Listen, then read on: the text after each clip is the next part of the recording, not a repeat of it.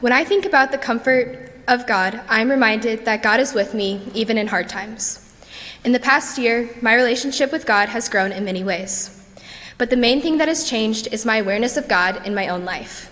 I was baptized in April of 2018, and although at the time I thought I had God all figured out, over the past year, I have discovered that God is not something anyone can fully comprehend or even understand. God is too magnificent and powerful to be described by words. Knowing now that I can't fully understand God or the Bible, it has given me the mindset that I can question and challenge the stories that I've grown up hearing. I know that God is with me even when some of the stories are challenging and difficult to understand. I sometimes question why God would allow bad things to happen to good people. With all of the questioning and doubts that I struggle with, I find myself grateful that this youth group allows me to be open with my questions and doubts about the Bible. In doing so, I found so much relief in the busy times that high school brings. When thinking about how God has given me comfort in hard times, I've discovered that I feel God indirectly. My moments with God tend to not be a direct conversation where I'm sitting in class and then all of a sudden I feel God's presence, and then I'm magically called to get up and do something. Instead, I feel God's presence through the things that bring me comfort. Many of the moments where I've been closest to God are when I'm surrounded by nature. Ever since I was little, I've had a connection to animals, specifically horses. I find that when I'm around horses, my mind begins to clear, and I feel God's presence there with me. I remember the first time I realized what the comfort was that I had while riding. I was probably in 7th grade talking to my mom about my horse lesson in the car. The more that I described what I had felt, I realized that it was a connection far greater than just a girl on a horse. I felt at ease. Everything in my life made sense for that hour-and-a-half lesson. I felt calm, and I was no longer filled with worries. Ever since that moment, I've taken time to try and find that same peace again, to allow myself to feel God's comfort. And in many ways, I have. Although the first time I felt God's presence was on a horse, since then, I've learned to feel God's peace in nature. Over spring break this year, my family and I went to Moab, Utah, which if you've never been, then I definitely recommend going. We did it all. We hiked the Arches, slept in Dead Horse Point State Park, and saw all of the views that we possibly could. But the moment from that trip that stands out to me the most was whenever we were at Arches National Park. I wandered off away from the family and explored my surroundings. I was careful not to go too far to disturb the wildlife, but just far enough where the only thing I could see was open land. I was not searching for God in that moment. I was simply just exploring nature. But when I was alone, the comfort that God gave me caught me off guard. When I was alone, I felt calm and connected to God. I could feel God was there with me, and it was as if God was giving me a hug and saying, "You can do this." That moment was something that I needed, not only for my relationship with God, but also for my own well-being. I needed that comfort and connection with God so that I knew I was never truly alone. Even though I was by myself at that moment, I was the farthest thing from alone. This situation feels similar to how Mary must have felt. At a time when she was scared and worried, Jesus appeared, and it caught her off guard. Just like Mary, I was not expecting to feel God's comfort at that moment. The weeks coming up to our spring break trip were chaotic and stressful. I had not allowed God's comfort to affect me. I was pushing it away and just trying to get through life day by day. Mary was also probably pushing away from God too. After all, one of her best friends and teachers was just crucified. She probably questioned why God would let Jesus experience something like that. Just like Mary, I often find myself questioning the Bible. There are so many stories in the Bible, and it makes me wonder if they are literal or figurative. I have come to learn that there isn't a definite answer to this, and that it's okay to question these stories, and even God. It can be hard to understand some of the stories told in the Bible because they feel impossible and unrealistic. But challenging those stories, not only by myself, but also with others, allows my connection with God to grow. I think that whether or not the stories are literal or figurative doesn't affect the impact that the stories can have. During youth group, I often find myself relating to the stories we read in at least one way or another. When I'm able to connect to the Bible in similar stories or emotions, I find peace with God, because I know that no matter what, I will always have the comfort that God brings to me as long as I will allow it. As we all know, high school is a stressful and busy time. In fact, this past week has probably been the busiest week of my life. But I knew that God was there with me.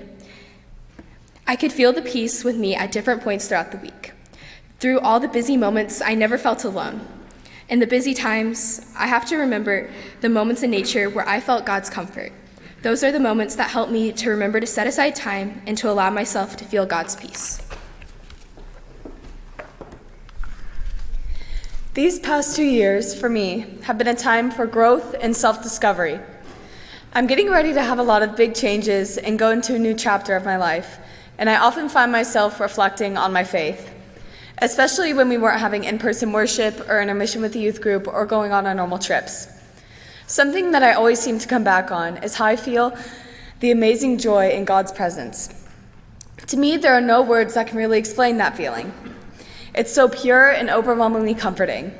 I feel it in times when I am most content and at peace. What always comes to mind when I think of this is Bridger, South Dakota, where we spend time and build relationships with the Lakota people. If you've ever been on one of the trips up, I'm sure you know what I'm talking about. The students always go right after the end of the school year, after all the AP tests and finals are finished. All of the stressors in our lives seem to be at a pause, and maybe that's part of the reason why these trips are always first to come to mind. But nonetheless, the peace, comfort, and beauty I find in Bridger never ceases to amaze me. It seems like every year, without fail, on the very first morning of the trip, when we hike up to the top of the ridge and finally sit down to take it all in, I go through this kind of a script of an inner monologue. I think about how lucky I feel to be able to spend time there and how much I've missed it, and it always ends with how much I feel God there. It's like everything has fallen into line and there's nothing to worry about because everything feels perfect. That's not to say that you can't feel God's love in times of stress or pain or discomfort, but I think that's a different kind of feeling and one that's a little harder to find. And maybe it's only harder for me to find because I'm young and I don't know how to find it yet. But I also think that in those times of stress, pain, and discomfort, I think back on the times that I felt the amazing love I find in God's presence, and it helps me to recenter myself and take a step back from whatever situation it is that's causing me pain. And the times that I feel far from God, I think back on those times of the wonder of God, and it pulls me through it. There was a time, mostly in quarantine, where I'm sure for almost everyone here, it was very hard to find those times of amazement and peace. Without going on our usual trips, it was hard for me. But while it made me more appreciative of when I do get the opportunity to go on a trip, it also made me realize the other places that I can find God through joy and amazement. I started looking for it in other places, and I realized I could find it doing the things that I love and with the people that I love. Seeking God and the wonder of God's work in my life has helped me to continue to grow my faith as well as to grow as a person. At my stage of life, I've never really thought much about God calling me. But when I looked back, several things did come to mind. I thought about the different retreats I've attended or the mission trip I went on to Bogota, Colombia. I also remembered the mountaintop experiences I've had at various summer camps. And I definitely considered speaking about the different opportunities I've held to help the Lakota people in South Dakota. But I realized that there was one experience that stood out to me the most, this year's Disciple Now retreat. Although it's the most recent, I feel like I heard God's voice speaking to me in a way that I've never experienced before. Coming into the retreat weekend, I was tired, stressed, and overwhelmed by my busy schedule. I was mentally and physically exhausted. I had hoped the weekend would be restful and renewing. I remember being excited to get to spend the weekend with my friends, get to know others better, and grow closer to God. In the past, retreats like this have brought me peace and helped me connect with God. I love listening to the speakers, singing songs, and having small group discussions. Many times, the things I learn at these retreats serve as good reminders of how I should live my life, but I've never really felt anything life-changing, which is why I didn't expect to sense God's calling at this year's Disciple Now retreat. The first time that weekend that I really felt the Holy Spirit was during one of our small group discussions. One thing you should know about me is that my faith, up until this point, has revolved around facts. Because I've grown up in the church and in a faith-centered family, I have a pretty good understanding of the Bible.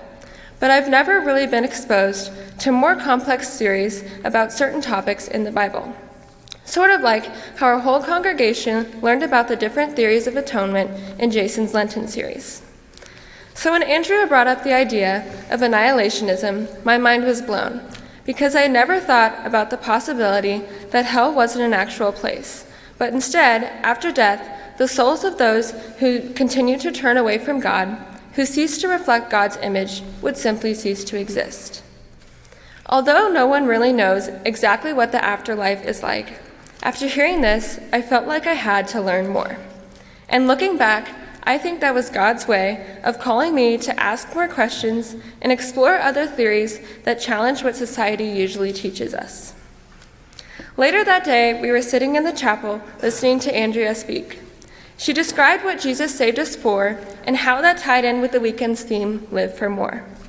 She explained that as Christians, we need to start finding opportunities to live out the role that God gave each of us. Most of what she described to me wasn't new, it's just the way that I was hearing it in that moment that made it so impactful. I remember sitting there with an overwhelming sense of awe and excitement. My heart was racing and my soul felt like it was on fire. Looking back, I think that was God's way of telling me to pay attention. I realized God was calling me to do more with my life. But what does that mean? How do I live my most abundant life, fulfilling the role God has given me? And what even is that role? Well, the answer to that is, I don't really know yet. I'm still trying to figure a lot of it out. And I'm sure that's how Peter felt in today's passage from John. Jesus called Peter to be a shepherd for other people when he was least expecting it. After all, Peter denied even knowing Jesus just a few days earlier. And yet, Jesus didn't give any indication of what Feed My Sheep would look like. Peter was left with this mission without any details or direction of what he was supposed to do. It was up to him to listen to the Holy Spirit and where it might lead him. Like Peter, I don't exactly know what God has specifically called me to do. And in this world full of distractions, it's hard to stay attentive to what the Holy Spirit might be telling me. But what I do know is that God is calling me to spread his love and compassion to those who need it the most, to find more opportunities where I can use my gifts to serve God and others, to be patient and trust that God has a plan for me. But most importantly, to pay attention to what God is trying to tell me, because it can happen when I least expect it.